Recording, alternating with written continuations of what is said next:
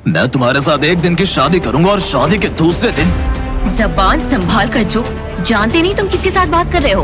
पता है मुझे, मैं मैसेडोरिया की उस लारा से बात कर रहा हूँ जो अपनी शक्तियों के घमंड में पूरी तरह डूब चुकी है, जिसे अपने एकलव्य बनने पर घमंड है। हाँ है मुझे घमंड ध्रुव, आखिर मैंने कम उम्र में तुमसे ज्यादा छुपा लिया है और तुम बुज़दिल की बुज़दिल निकले। तुम्हारा यही घमंड मैं सारे मैसेडोरिया के सामने तोड़ूंगा लारा। 3 साल बाद मैं तुम्हें इसी शक्ति स्थान पर सबके सामने हरा कर बनूंगा एकलव्य। आज भरे दरबार में शौर्य दल के होने वाले लीडर ध्रुव का भरी सभा में उसकी होने वाली बीवी लारा ने अपमान किया, क्योंकि आज भी ध्रुव 9वें सितारे की शक्ति पाने में असफल था और उसी के चलते लारा ने कमजोर ध्रुव से रिश्ता तोड़ने की बात की। लारा, तुम मेरी बात सुनो।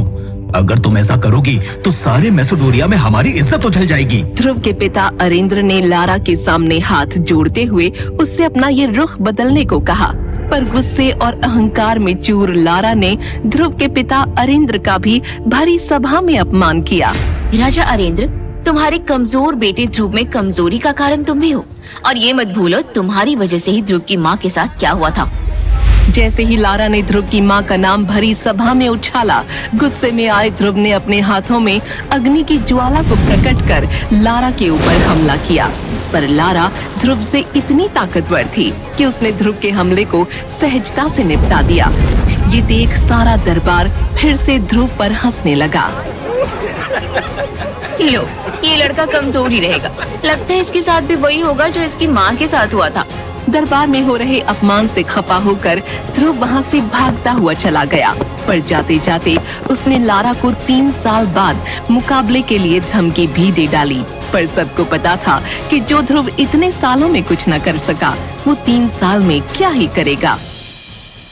माँ, कहाँ हो तुम माँ? मुझे तुम्हारी जरूरत है माँ। ध्रुव मैसेडोरिया के उस शमशान में खड़ा था जहाँ उसकी माँ को दफना दिया गया था। उस शमशान में बिना इजाजत जाना खतरे से खाली नहीं था, क्योंकि मैसेडोरिया के लोगों का कहना था कि वहाँ काले प्रेतों का निवास है। शमशान में हुए कई हादसे काफी डरावने थे, पर ध्रुव आज खुद को रोक न सका और ध्रुव अपनी माँ की कब्र पर जाकर रोने लगा। माँ, मुझे इतना कमजोर बनाना था तो जन्म ही क्यों दिया?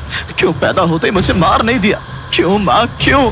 ध्रुव के लिए एकलव्य बनना बहुत ही जरूरी था, क्योंकि उसकी इस बात से उसके पिता और उसके शौर्य दल का सम्मान जुड़ा था, क्योंकि उसके साथ के बच्चे काफी शक्तिशाली बन चुके थे। माँ, जवाब दो माँ। ध्रुव जैसे जैसे माँ को पुकारता गया, वैसे वैसे उसकी उंगली में पहनी अंगूठी ने अपना रंग बदलना शुरू कर दिया। वो अंगूठी ध्रुव की माँ की आखिरी निशानी थी। इतना ही नहीं, अब शमशान का माहौल बदलने लगा था। बिजलियों ने अपना रौद्र रूप धारण कर लिया था। ध्रुव की माँ की कब्र से धुआं निकलने लगा था। कई कब्रों से हंसने की आवाजें आ रही थीं, मानो वो ध्रुव को कमजोर कहकर पुकार रही हो। शमशान का माहौल देख ध्रुव सच में डरने लगा।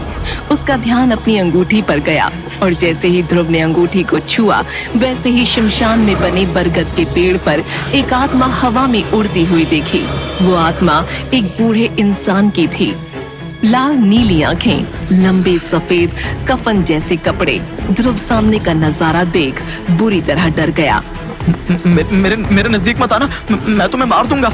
ध्रुव ने डर के मारे कई शक्तियों का हमला उस आत्मा पर कर दिया, पर सब कमजोर हो गए। आखिरकार वो आत्मा ध्रुव के नजदीक आकर खड़ी हो गई और उसने अपने दोनों हाथों से ध्रुव को हवा में उठा दिया। छोड़ो मुझे, मैं कहता हूँ छोड़ो। ध्रुव चिल्लाता रहा और वो आत्मा हंसती रही।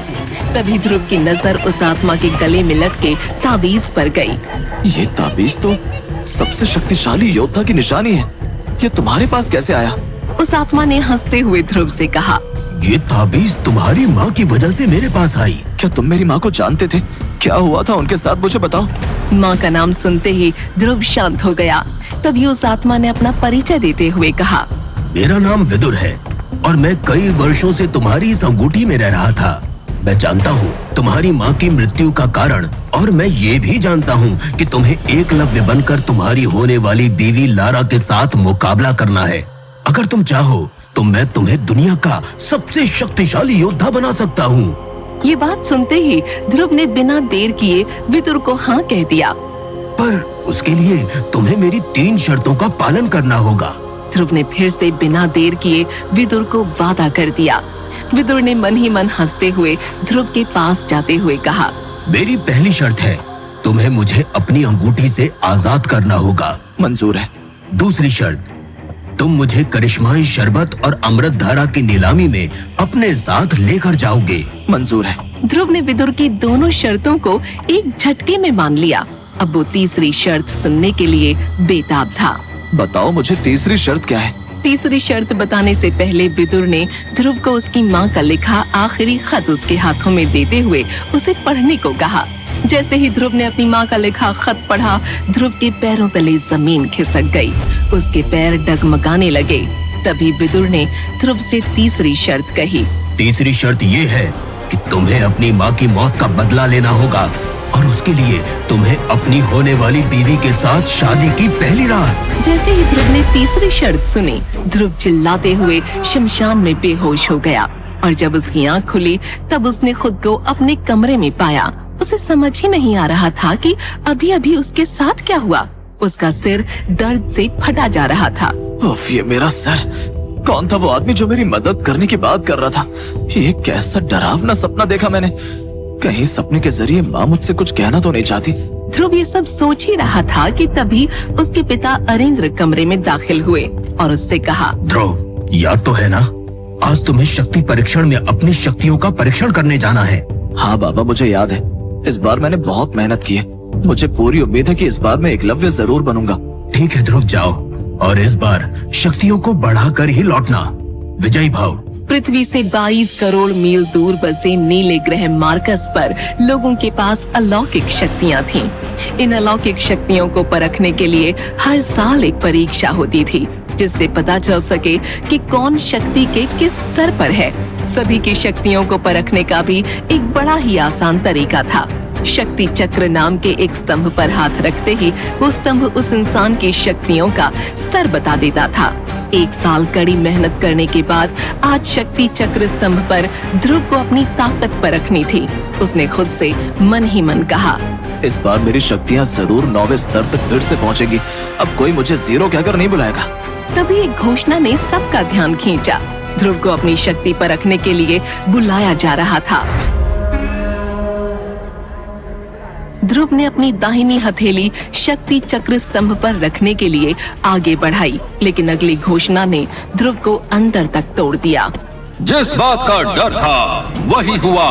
बेहद निराशाजनक। ध्रुव का फिर से खराब प्रदर्शन, फिर वही तीसरा स्तर।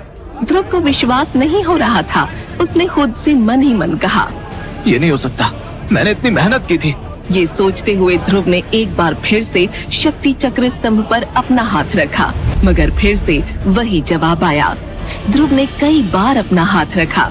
तभी वहाँ मौजूद भीड़ में से किसी ने चिल्लाते हुए कहा, बाहर करो इस मनहूस को। अबे ओ कायर, चल निकल यहाँ से। बार बार हाथ रखने से जवाब नहीं बदल जाएगा। तू एक कचरा है, एक 0 है। बल्कि तुझे तो अब शक्ति परीक्षण करना ही नहीं चाहिए। जाके वो काम कर जिसके तू लायक है। काम का ना काज का, दुश्मन अनाज का। तभी किसी दूसरे आदमी ने भी ध्रुव का मजाक उड़ाते हुए उसकी बेइज्जती की। अरे इसने तो अपने बाप का नाम मिट्टी में मिलाने के लिए ही जन्म लिया है। इसके पिताजी शौर्य दल के लीडर ना होते तो इस लूजर को तो फिर से मौका भी नहीं मिलता। मुझे तो विश्वास ही नहीं होता है कि इसके पिता अरेंद्र ने ऐसी कमजोर और नाकारा औलाद को जन्म दिया। उन्हें तो इसे घर से निकाल देना चाहिए। अरे घर से क्या, बल्कि इसे तो मैसेडोरिया से निकाल बाहर करना चाहिए। एक एक कर हर कोई ध्रुव को कोसे जा रहा था। ध्रुव वहाँ खड़ा सबकी बातें सुन रहा था। उनकी बातें किसी तीर सी उसके दिल में धंस रही थीं, लेकिन लोग अपनी भड़ास निकालने से बाज नहीं आ रहे थे। तभी फिर किसी ने जोर से कहा, इसकी कमजोरी को देखते हुए इसकी मंगेतर लारा भी अब इसके साथ रिश्ता तोड़ना चाहती है। तभी वहाँ एक लड़की ने गुस्से भरी आवाज में लोगों को डांटा, तो वहाँ मौजूद सभी लोग सहम कर चुप हो गए। क्या तुम सब भूल गए कि ध्रुव कौन है? ये वही लड़का है जो सिर्फ 11 साल की उम्र में ही 10वें स्तर पर पहुंच एकलव्य बना था, जो 4 साल की छोटी उम्र से ही अभ्यास कर रहा है। ऐसा मैसेडोरिया तो क्या, पूरे मार्कस ग्रह के 10,000 साल के इतिहास में कोई नहीं कर पाया, और तुम सब उसका मजाक उड़ा रहे हो। याद रखना, एक बार फिर ध्रुव उसी स्तर पर पहुंचेगा तब तुम लोग पछताओगे। ध्रुव के लिए भीड़ से लड़ने वाली ये लड़की ईरा थी, जो ध्रुव की बचपन की दोस्त थी। ईरा 9वें स्तर पर थी और बेहद शक्तिशाली थी। कभी वो ध्रुव के साथ ही अभ्यास किया करती थी। उसका 9वें स्तर पर पहुंचना भी एक बड़ा राज था। ईरा को इस तरह गुस्से में देख ध्रुव ने ईरा को शांत कराते हुए कहा, जाने दो ना ईरा, गलती मेरी है। एक कमजोर और असफल आदमी तो मैं हूँ ही, ये लोग पूरी तरह गलत भी नहीं है। ये कहते हुए ध्रुव मैदान से सिर झुकाकर निकला और सीधा अपनी माँ की कब्र पर पहुंचा और उनसे बातें करने लगा। माँ, आप मुझे अकेला छोड़कर क्यों चली गई माँ? आखिर मेरी जिंदगी में हर वो चीज मुझसे दूर क्यों चली जाती है जिससे मैं सबसे ज्यादा प्यार करता हूँ? अब तो मुझसे मेरी शक्तियाँ भी दूर जा चुकी हैं। अगर इसी तरह मैं अपने सितारों को खोता रहा तो बाबा की इज्जत मिट्टी में मिल जाएगी। माँ, कुछ तो बोलो माँ। ये कहते हुए ध्रुव ने अपनी मुट्ठी बंद की और फिर जमीन पर जोर जोर से अपना हाथ पीटने लगा और तब तक अपने हाथ को जमीन पर पटकता रहा जब तक वो खून से लहूलुहान न हो गया। थक कर दर्द से कराहते हुए उसने कहा, माँ, अब तो कोई चमत्कार, कोई करिश्मा ही मुझे मेरी शक्तियाँ वापस दिला सकता है। माँ, या तो आप आज मेरे लिए मदद भेजेंगी, वरना मैं इस शरीर को हमेशा हमेशा के लिए त्याग कर आपकी दुनिया में चला आऊंगा। चिंता क्यों करते हो ध्रुव, मैं तो हमेशा तुम्हारे साथ हूँ। आवाज सुनते ही ध्रुव एकदम से चौंक गया। उसने चीखते हुए सवाल किया, कौन है? किसने बात की मुझसे? माँ, ये आप हो? ध्रुव ने कई बार पुकारा पर वो आवाज दोबारा न सुनाई दी। तभी जोरों की बिजलियां कड़की, हवाओं की सरसराहट कानों को चीर रही थी कि अचानक ध्रुव के कान में एक आवाज गूंजी। ध्रुव, क्या तुम मेरी आवाज सुन सकते हो? अपना नाम सुनते ही ध्रुव ने इधर उधर देखा। ध्रुव हैरान हो गया क्योंकि इस वक्त उसकी माँ की कब्र पर उसके अलावा कोई भी नहीं था। तभी उसके कानों में दोबारा वही आवाज गूंजी। ध्रुव, मेरी आवाज को सुनने की कोशिश करो। मैं जानता हूँ किस्मत तुम्हारे साथ एक भयानक खेल खेल रही है और तुम्हें मदद की सख्त जरूरत है। इस बार इस आवाज को सुनकर ध्रुव अपनी जगह पर खड़ा हो गया और माँ की कब्र के चारों तरफ घूम कर देखने लगा, लेकिन उसे वहाँ पर कोई भी नजर नहीं आया। तभी एक बार फिर उसे वही आवाज सुनाई दी। मुझे इधर उधर ढूंढना बंद करो ध्रुव, मैं तो तुम्हारी अंगूठी में हूँ। इतना सुनते ही उसने अपने सीधे हाथ की एक उंगली में काले पत्थर से बनी उस अंगूठी की तरफ देखा। ये अंगूठी ध्रुव को उसकी माँ का दिया हुआ आखिरी तोहफा थी। देखते ही देखते ध्रुव की अंगूठी में हलचल शुरू हो गई, जिसे देखकर वो थोड़ा डर गया। लेकिन ध्रुव को अपने हाथ में अचानक एक जोर का झटका लगा, जिससे वो जमीन पर जा गिरा। देखते ही देखते उसकी अंगूठी में से एक सफेद रंग का धुआं साए के रूप में बाहर निकला। फिर वो साया एक बूढ़े आदमी में बदल गया। अपने सामने ये सब होता देखकर ध्रुव को अपनी आंखों पर यकीन नहीं हो रहा था। ध्रुव ने हड़बड़ाते हुए उस बूढ़े आदमी से पूछा, कौन हो तुम? और तुम मेरी अंगूठी में क्या कर रहे हो? मैंने कल ही अपने सपने में भी तुम्हें देखा था। जवाब दो, बोलते क्यों नहीं? वो साया कुछ देर तक ध्रुव के चारों तरफ घूमने के बाद उसके सवालों का जवाब देने के लिए उसके सामने आकर एक जगह पर रुक गया। मैं कौन हूँ ये जानना तुम्हारे लिए जरूरी नहीं है, लेकिन हाँ, मेरे पास तुम्हारे हर सवाल का जवाब है, जो मैं समय आने पर तुम्हें जरूर दूंगा। लेकिन एक बात जान लो, तुम्हारी हर मुसीबत को बस मैं ही खत्म कर सकता हूँ। इतना कहते हुए वो साया हंसने लगा और फिर उसने अपनी बात को आगे बढ़ाते हुए कहा, मुझे तो तुम्हारा शुक्रिया अदा करना चाहिए। आखिर तुमने पिछले 3 साल से मुझे अपनी अंगूठी में संभाल कर रखा। तुम्हारा बहुत बहुत शुक्रिया। तो तुम पिछले 3 साल से मेरी अंगूठी में छिपकर बैठे हो? कहीं तुम्हारी वजह से तो मेरी शक्तियां कम नहीं हो रही है? क्योंकि जब से तुम मेरी अंगूठी में छिपकर बैठे हो, तब से ही मेरी शक्तियां लगातार कम होती जा रही हैं। ध्रुव की बात सुनकर वो भूत और जोर से हंसने लगा। उसे इस तरह से हंसता देखकर ध्रुव के गुस्से का पारा चढ़ गया। इसका मतलब मैं समझ रहा हूँ, तुम्हारी वजह से ही पिछले 3 साल तक मुझे अपने लोगों के सामने शर्मिंदा होना पड़ा। अभी भी वो भूत हंस ही रहा था, जिस पर अब ध्रुव को बहुत ज्यादा गुस्सा आ गया और उसके मासूम से दिखने वाले चेहरे पर अब खतरनाक हाव भाव दिखाई देने लगे। वो इस वक्त इतने गुस्से में था कि उसने अपनी माँ की दी हुई आखिरी निशानी की भी परवाह नहीं की। ध्रुव ने गुस्से में अपनी अंगूठी को निकाला और उसे दूर फेंक दिया। ये देख वो प्रेत ध्रुव से बोला, ध्रुव, ये गलती मत करो। जो होना था हो चुका। तुम नहीं जानते इस अंगूठी की अहमियत। तुम्हारा गुस्सा तुम्हें बहुत महंगा पड़ सकता है। ये तुम्हारी माँ की अंतिम निशानी है। क्या तुम उस निशानी को भी खो देना चाहते हो? इतना स्वार्थी बनना ठीक नहीं है। माँ का नाम सुनते ही ध्रुव ने अंगूठी दोबारा से पहन ली। इसका मतलब है कि तुम मेरी माँ को जानते थे? हाँ, मैं तुम्हारी माँ को जानता हूँ। तो बताओ मुझे कि उनकी मौत कैसे हुई, और सपने में तुमने जो मुझे वो चिट्ठी दी थी, क्या उसमें लिखा सब कुछ सच था? देखो ध्रुव, तुमने भले ही वो चिट्ठी सपने में पढ़ी, लेकिन उसमें लिखी सारी बातें सच थीं। विदुर की बात सुन ध्रुव एकदम से डर गया और हड़बड़ाते हुए विदुर से कहा, तो बताओ मुझे कि मेरी माँ को तुम कैसे मिले, और उस चिट्ठी के पीछे की कहानी क्या है? तुम्हारा मेरी माँ से क्या संबंध था? अभी इन सब बातों का वक्त नहीं है ध्रुव। ये क्या बात हुई? आप बार बार जवाब देने से क्यों टाल रहे हैं? अपनी माँ के बारे में जानने से ज्यादा जरूरी कुछ और है। क्या तुम नहीं चाहते कि लोग तुम्हारी फिर से इज्जत करें, फिर से तुम्हारी शक्तियों का स्तर बढ़कर 3 से 9 सितारों तक पहुँचे? क्या तुम नहीं चाहते कि तुम एक बार फिर से शक्तिशाली बनो, जिसके बाद तुम्हें एकलव्य कहा जाए? आप ये सब कैसे जानते हैं? मुझे ये सब कैसे पता, इस बारे में सोचना छोड़ो और जो मैं कह रहा हूँ उस पर ध्यान दो। और सबसे बड़ी बात, 3 साल बाद तुम्हें अपनी मंगेतर लारा का भी तो सामना करना है, उसे हराना है। उसका नाम मत लो मेरे सामने। उसने सारे शहर, मेरे लोगों और समाज के सामने मेरे बाबा की इज्जत को उछाला है। मुझे कमजोर समझकर रिश्ते को भी तोड़ दिया। उसे मैं एक दिन उसकी सही जगह जरूर दिखाऊंगा। ध्रुव, तुम्हारे इस तरह से गुस्सा करने से कुछ नहीं होने वाला। अब तुम्हें अपने सच को स्वीकार कर लेना चाहिए, और तुम्हारा सच यही है कि 3 साल बाद तुम्हें लारा का सामना करना ही होगा, जो अब तुमसे शादी नहीं करना चाहती। तो क्या करूं मैं? तुम्हें वो करना चाहिए जो मैं कह रहा हूँ। तुम इस अंगूठी को फिर से पहनकर मुझे अपनी जिंदगी में शामिल करो। फिर देखो किस तरह मैं तुम्हारी जिंदगी बदल दूंगा। मैं तुम्हें इतना शक्तिशाली बना दूंगा कि तुम अपने सामने आने वाली हर मुसीबत का सामना हिम्मत से कर पाओगे। और हाँ, डरो मत। इस बार मैं तुम्हारी शक्तियों को नहीं लूंगा। मैं तुम्हें इस तरह से अभ्यास करवाऊंगा जिसके बाद तुम्हारी शक्तियां बढ़ती ही चली जाएंगी, और 1 साल बाद तुम लारा का मुकाबला करने के लिए तैयार हो जाओगे। तो ठीक है, जल्द से जल्द मेरा अभ्यास शुरू करवाइए। मैं आपको क्या कहकर पुकार सकता हूँ? मेरा नाम विदुर है, पर तुम मुझे आचार्य कहकर बुला सकते हो।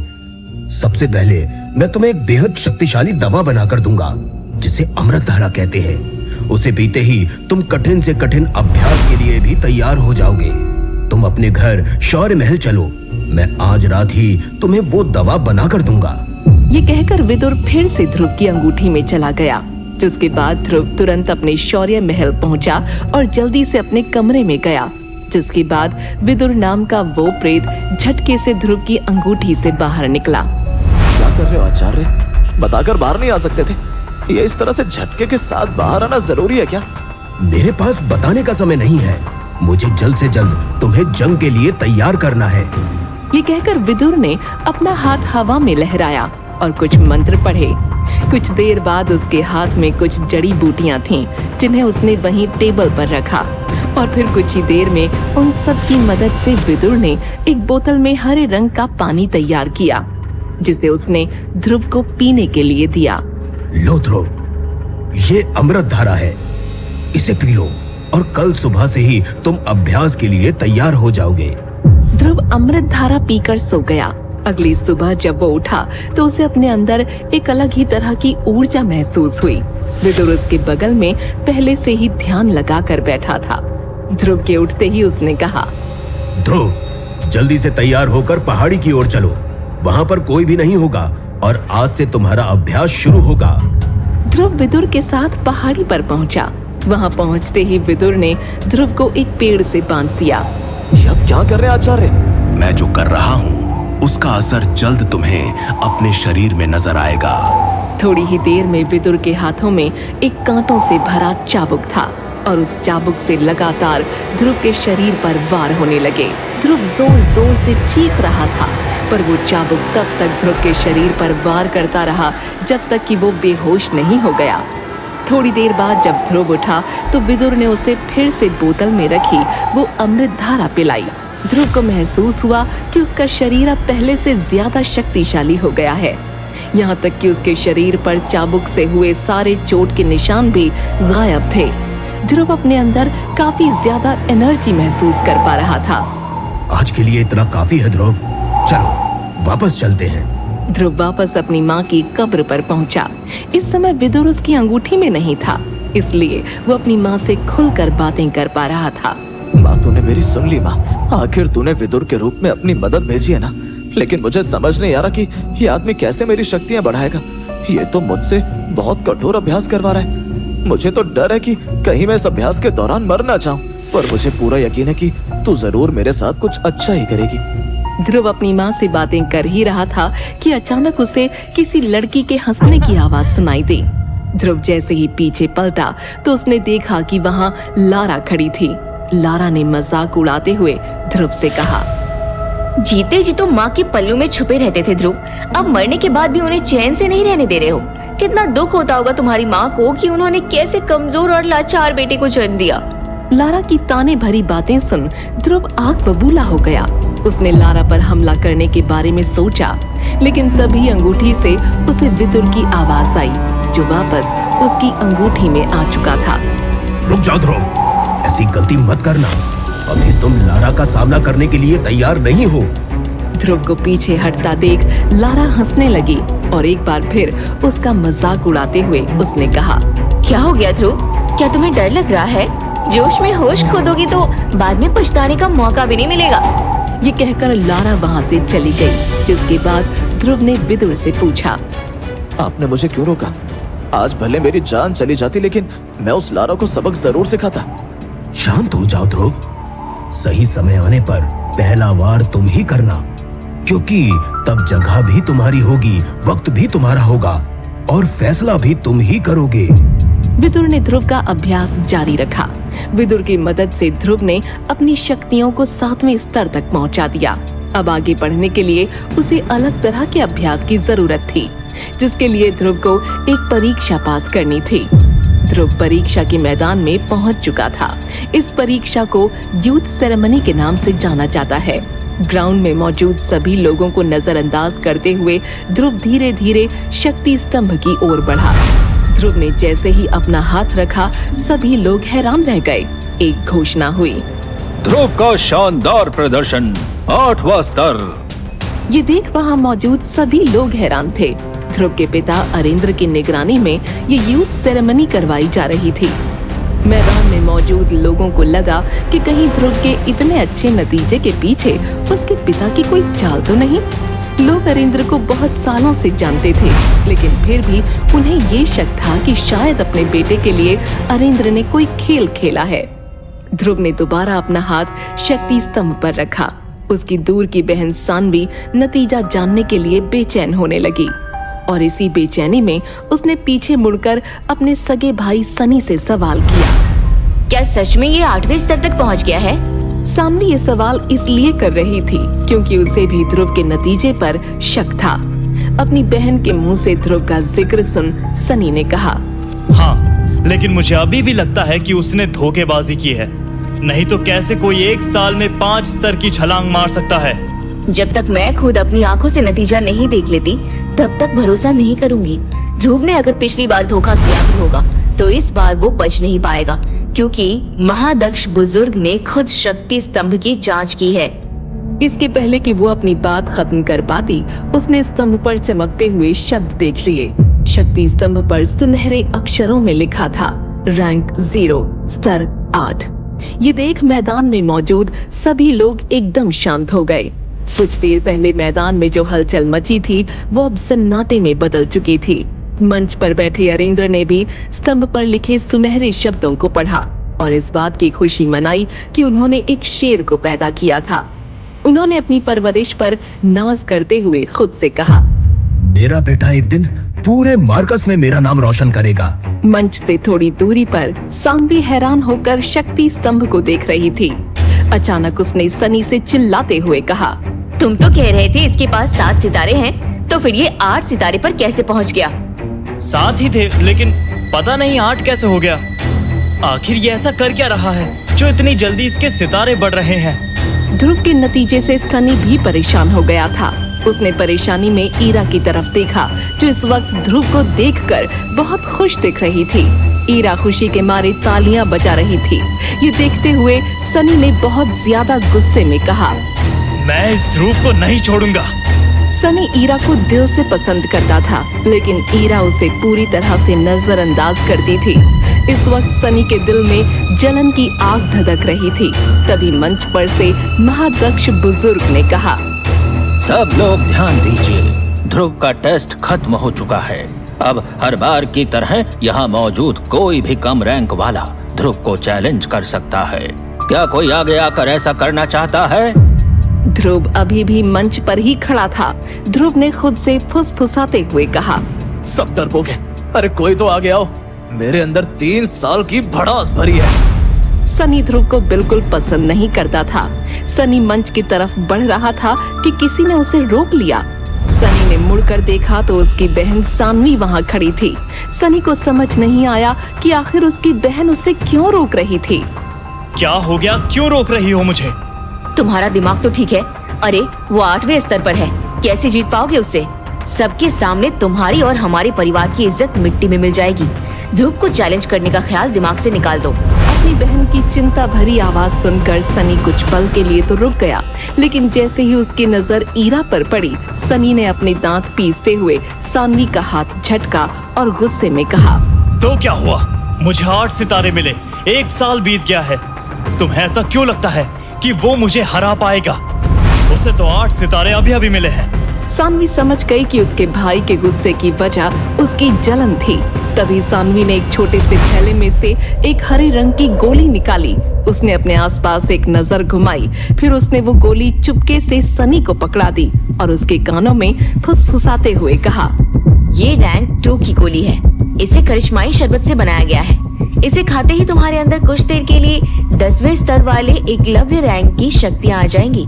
इसका इस्तेमाल तब तक मत करना जब तक बिल्कुल जरूरी ना हो। सानवी की बात सुनकर सनी की आंखों में एक चमक सी आ गई।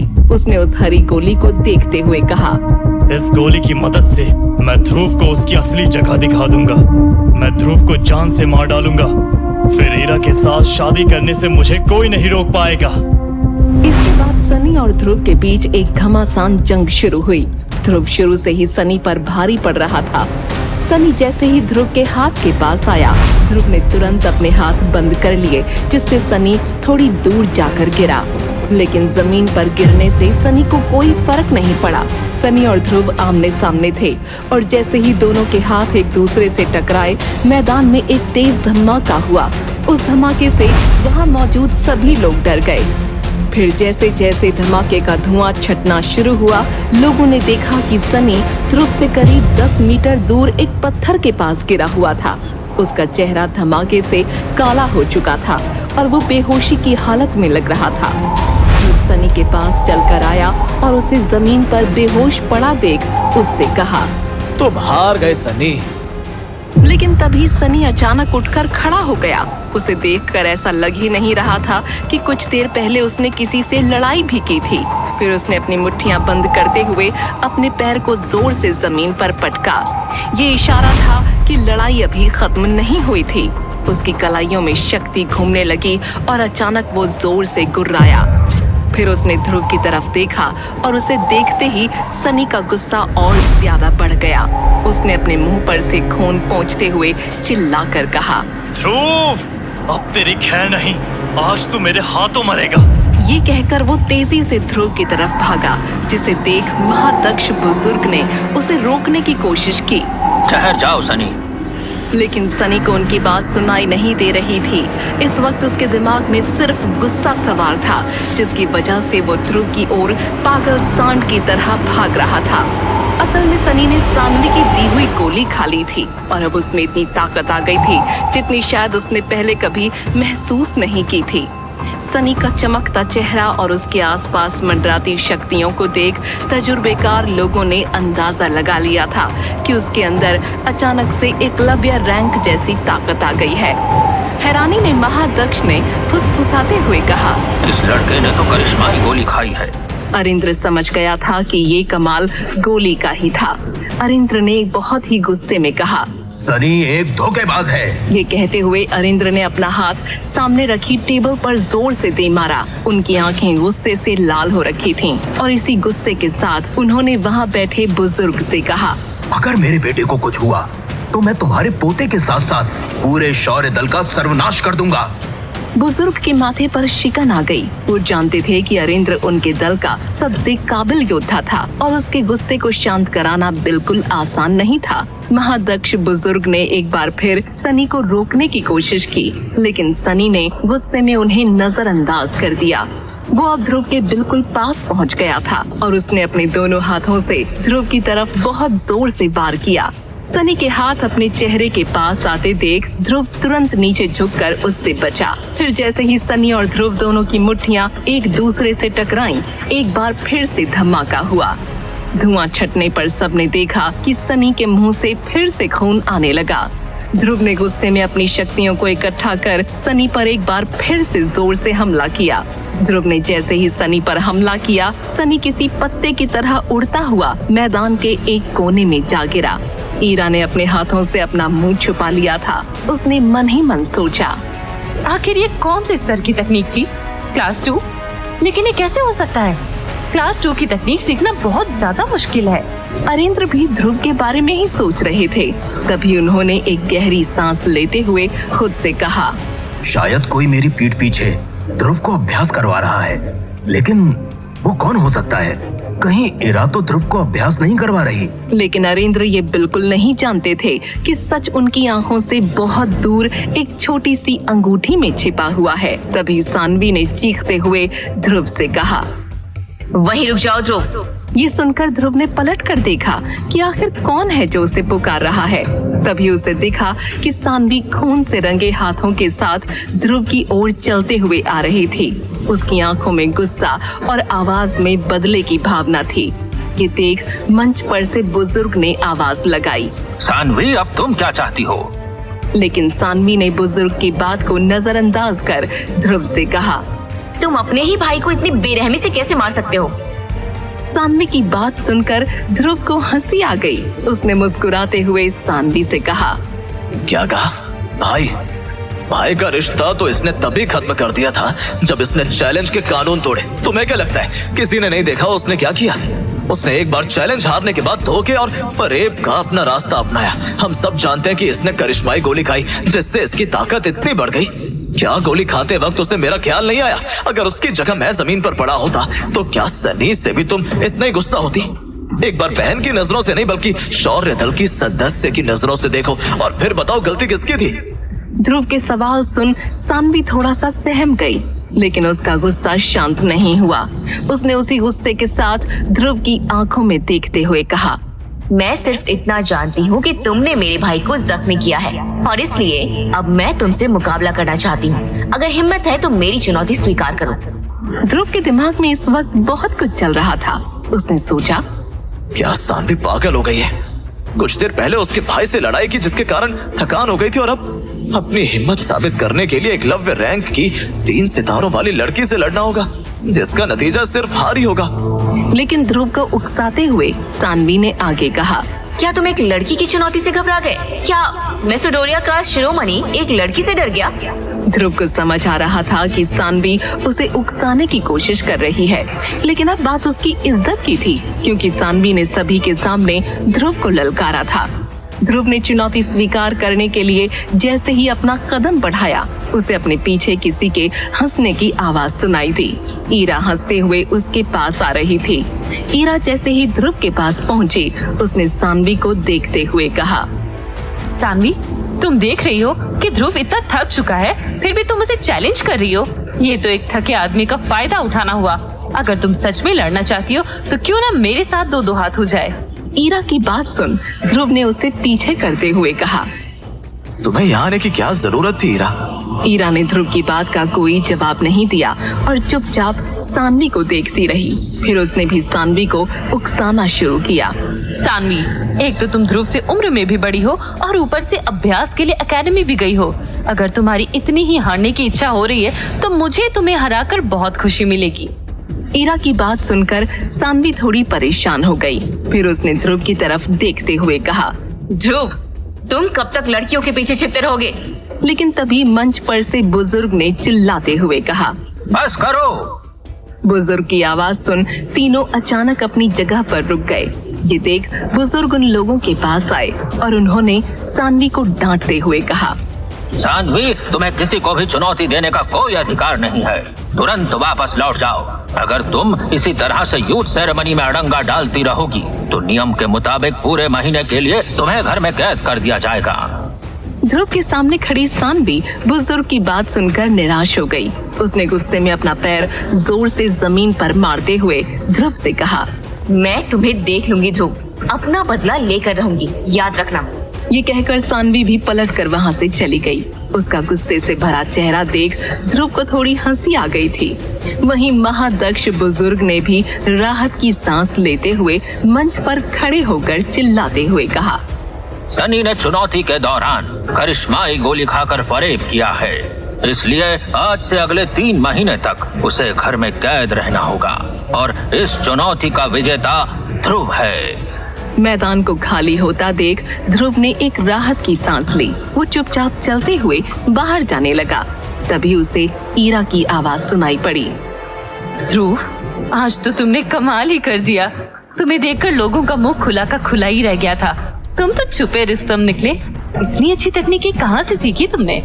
उसके चेहरे पर मुस्कुराहट बयान कर रही थी कि वो ध्रुव की इस काबिलियत से कितनी खुश थी। तभी ध्रुव ने ईरा को जवाब देते हुए कहा, छिपाने के बारे में तुम तो कुछ ना ही कहो, मुझसे कहीं ज्यादा राज है तुम्हारे पास।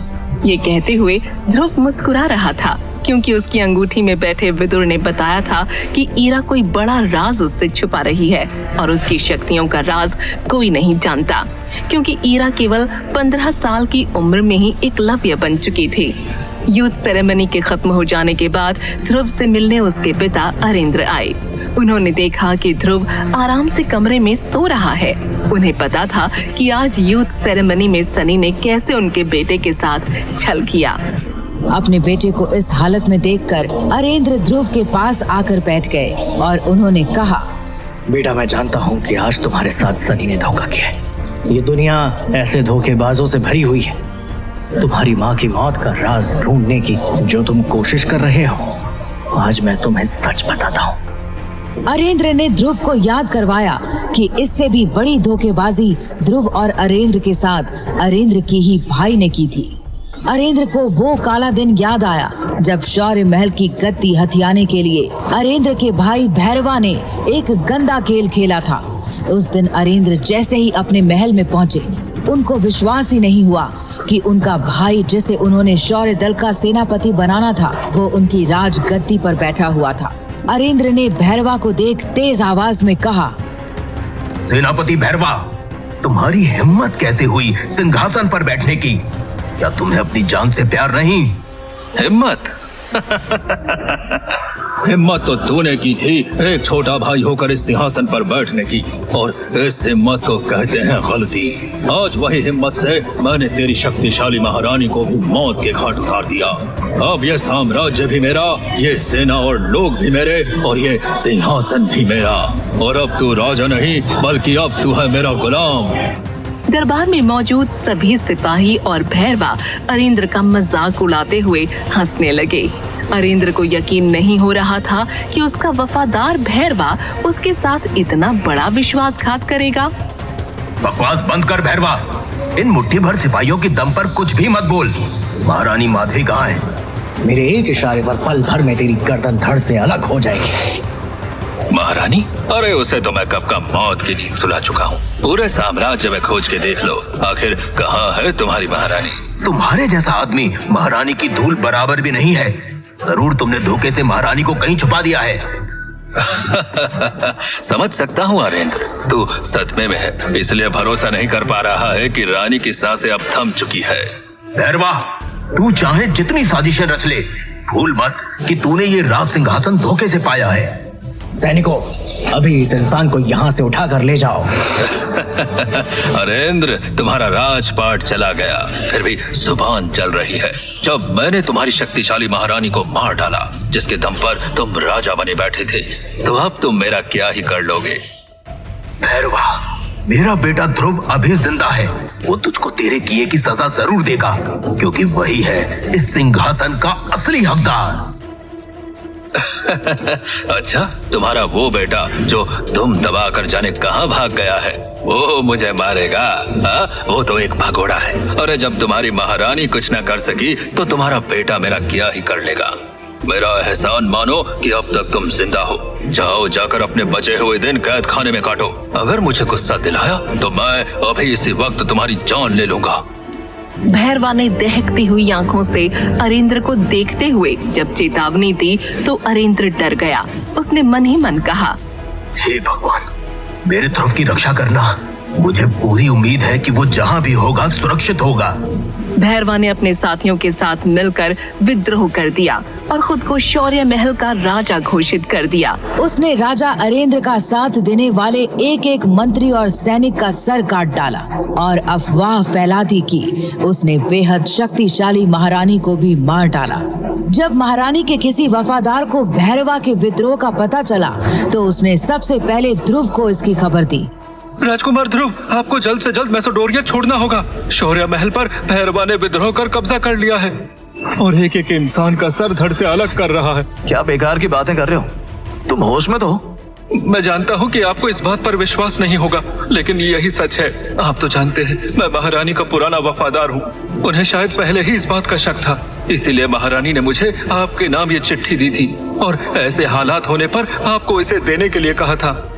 आप तुरंत यहाँ से निकलिए। मैसेडोरिया के बाहर पहाड़ों के पीछे जंगलों में आपको मैसेडोरिया का पुराना योद्धा मिलेगा जो आपकी रक्षा करेगा और आपको युद्ध अभ्यास करवाएगा। लेकिन मेरी माँ और बाबा का क्या?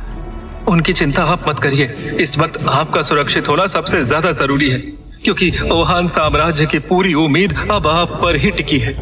ना चाहते हुए भी ध्रुव को अपना शहर मैसेडोरिया छोड़ना पड़ा।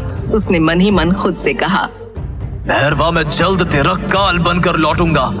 वहीं अरेंद्र की पत्नी माधवी को मारने की खबर फैलते ही राजा अरेंद्र और साम्राज्य की जनता को सदमा लग गया। अरेंद्र को बंदी बना लिया गया और महारानी का कटा हुआ सर एक कपड़े से लपेटकर राज दरबार के बाहर एक जीते हुए इनाम की तरह लटका दिया गया। ओहान साम्राज्य के लोगों, कान खोल कर सुन लो। अब मैं ही हूँ तुम्हारा राजा, मैं ही हूँ तुम्हारा भगवान। भैरवा से अब तुम लोगों को बस एक ही आदमी बचा सकता है, खुद भैरवा। लोग परेशान थे कि आखिर कौन उन्हें भैरवा के आतंक से बचाएगा। उधर ध्रुव जंगल में दिन रात अभ्यास करके खुद को फौलाद जैसा मजबूत बना रहा था। ध्रुव अब एकलव्य बनने के बहुत करीब था। अब वक्त आ गया है कि मैं वापस अपने मैसेडोरिया शहर और अपने लोगों के बीच जाऊं और उस भैरवा को उसके किए की सजा दूं और अपने लोगों को उसके आतंक से आजाद कराऊं।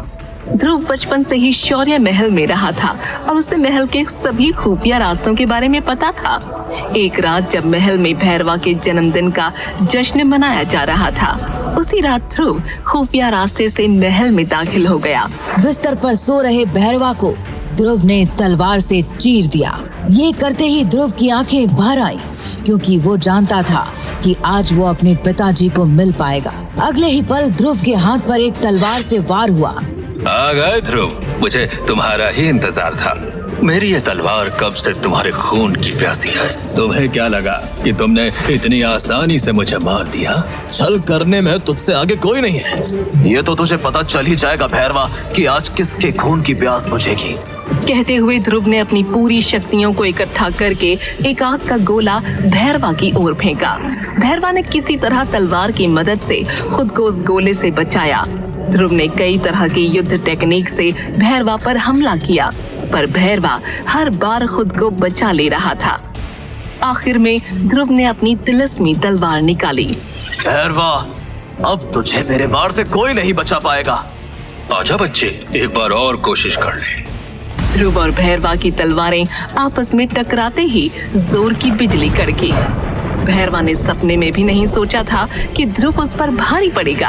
आखिरकार ध्रुव ने भैरवा के सीने में अपनी तलवार आर पार कर दी और उसको मौत के बिल्कुल करीब ले गया।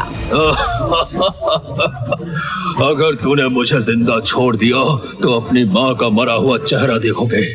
रुक जा ध्रुव, नहीं तो क्या, मेरी माँ के साथ तूने 2 साल पहले जो किया था वो सबको याद है। आज मैं भी तुम्हारा वही हाल करूंगा। भैरवा ने मरते मरते अपने कमरे में बैठे एक पक्षी को उड़ने का इशारा किया। वो पक्षी अपने साथ एक चिट्ठी लेके वहाँ से उड़ गया। साथ ही उसने अपनी तलवार से ध्रुव पर वार कर दिया, जिससे ध्रुव को तो कुछ नहीं हुआ, पर तलवार पे लगा हुआ जहर ध्रुव के शरीर में चला गया। ध्रुव की शक्तियों का स्तर नीचे आ गया। पल भर में ध्रुव भी खुद को बेहद कमजोर महसूस करने लगा। यहाँ तक कि उसके हाथ से उसकी तिलस्मी तलवार भी छूटकर गिर गई। ये क्या हो गया? मैंने इस भैरवा से अपना बदला तो ले लिया, लेकिन लगता है इस धोखेबाज ने मरने से पहले वार करके मेरी शक्तियां मुझसे छीन ली हैं। और क्या मेरी माँ अभी भी जिंदा है? मुझे जल्द से जल्द उस पक्षी का पीछा करना होगा। ध्रुव भागते हुए कैद खाने की ओर बढ़ा, जहाँ से उसने भैरवा के पक्षी को वापस आते हुए देखा था। अंदर जाते ही उसके सामने जो मंजर था, उससे ध्रुव के होश उड़ गए। ध्रुव ने अपनी माँ को आखिरी सांस लेते देखा और उसका शरीर खून से लथपथ था। अपनी माँ को गोद में लेके ध्रुव जोर से चिल्लाया, पर वो बिना कुछ कहे अपना दम तोड़ चुकी थी। रोते हुए ध्रुव की नजर पास में रखी एक चिट्ठी पर पड़ी, जो भैरवा ने ही भेजी थी। ध्रुव ने रोते हुए चिट्ठी को पढ़ा। वो आ रहा है, इससे पहले कि वो अपनी माँ को बचा पाए उसको खत्म कर दो। अगर मैं जिंदा ना भी रहा तो याद रखना कि मैं आपकी सेवा में आखिरी दम तक लड़ा। ध्रुव अभी उस चिट्ठी को पढ़ ही रहा था कि अचानक ध्रुव ने देखा कि उसने हाथ में जो अंगूठी पहन रखी है वो चमकते हुए रंग बदलने लगी। तभी आसमान में जोर की बिजली कड़कने की आवाज आई। तभी आकाश से बिजली गिरी जो सीधा ध्रुव की अंगूठी में जा समाई, जिसके बाद ध्रुव वहीं बेहोश हो गया और उसको अपने साथ हुई सारी घटना भूल गई। क्या आज ध्रुव इस खतरे से अनजान है कि उसके राज दरबार में भैरवा से भी शक्तिशाली इंसान है और उसकी चिट्ठी मिलते ही उसने ध्रुव की माँ को मार डाला? कौन है वो इंसान? क्या वो सनी, लारा, सानवी या फिर विदुर में से ही कोई एक है? जहर के असर के बाद कमजोर हुआ ध्रुव कैसे कर पाएगा अपने पिता और राज्य की रक्षा? आसमान से गिरी बिजली क्यों ध्रुव की अंगूठी में जा समाई? कैसे अपनी ताकत को वापस ला पाएगा ध्रुव? आखिर ध्रुव की माँ ने विदुर की तरफ से उसको भेजी चिट्ठी में क्या लिखा था? 3 साल बाद ध्रुव और लारा के बीच क्यों होने वाला था मुकाबला? विदुर की मदद से अब आगे और क्या चमत्कार करेगा ध्रुव? जानने के लिए अभी डाउनलोड करें पॉकेट FM ऐप और सुने रहस्य और रोमांच से भरी एक शानदार कहानी सुपर योद्धा, जिसे पॉकेट FM पर 20 करोड़ से ज्यादा लोगों ने सुना है। आप भी सुनिए। अभी डाउनलोड करने पर आपको मिलेगा एक खास ऑफर इस कहानी को फ्री में सुनने का। डाउनलोड करने के लिए नीचे दिए गए इंस्टॉल बटन को क्लिक करें और पॉकेट FM ऐप इंस्टॉल करें।